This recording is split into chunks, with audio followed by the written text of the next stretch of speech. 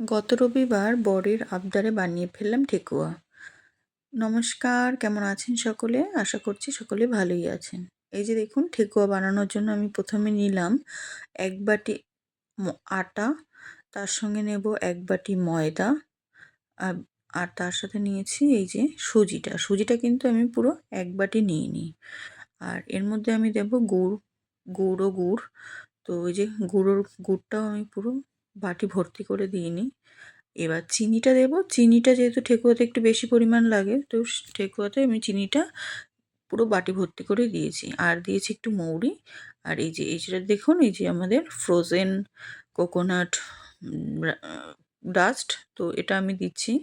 আর দিয়েছি ঘি, আর এই যে কিছু ড্রাই ফ্রুটস। তো এটা দিয়ে আমি খুব সুন্দর করে ঠেকুয়ার যে মণ্ডটা তৈরি হবে, তো ওটা আমি খুব সুন্দর করে মেখে নিচ্ছি। এই যে দেখুন মাখছি, খুব সুন্দর করে মেখে নিচ্ছি। আর দেখুন, এই যে নারকেলের ভেতরে যে জলটা ছিল, ওটাতেই কিন্তু আমার এরকম মাখা হয়ে গেছে। এর সঙ্গে কিন্তু আমি কোনো জল অ্যাড করিনি এখনও। এবার এটাই খুব সুন্দরভাবে ময়াম দিতে দিতে যখন একটু ভালো হয়ে গেছে, এবার সুন্দর করে ওটাকে মিক্সড করার জন্য আমি অল্প এরকম দেখুন ছিটিয়ে জলটা দিলাম। অল্প, বেশি একদম জল কিন্তু আমার এখানে লাগেনি। তো এই যে আমার মণ্ডটা মাখা হয়ে গেছে। মাখার পরে এবার আমি এটাকে ০.৫ ঘন্টা মতন রেস্টে রেখে দেবো। ০.৫ ঘন্টা মতন রেস্টে রেখে দিলেই আপাতত হয়ে যাবে। তো ০.৫ ঘন্টা রেস্টে রাখার পর এই যে মণ্ডটা দেখুন আমার কতটা সফট হয়ে গেছে। এবার এখান থেকে আমি অল্প করে এরকম দলা পাকিয়ে নেব। দলা পাকিয়ে নিয়ে এই যে টুথপিকটা দিয়ে আমি দেখুন ঠেকুয়ার শেপগুলো করেছি।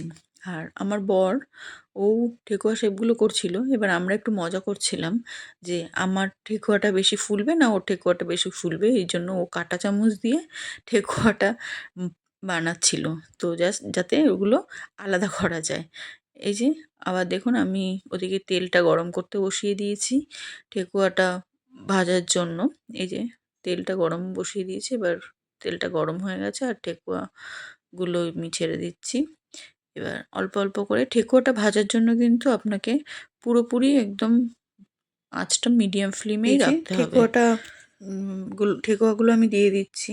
আর এখানে দেখুন, ওই যে আমাদের লক্ষ্মী পুজোর সময় ছাঁচ তোলার জন্য যে ছাঁচ হয়, সেই ছাঁচটা দিয়ে বর আবার এগুলোকে বানিয়েছে। আর এই যে আগের যে ঠেকুয়াগুলো আমি ভাজছিলাম, এইভাবে আস্তে আমি সব ঠেকুয়াগুলোকে ভেজে নিয়েছি।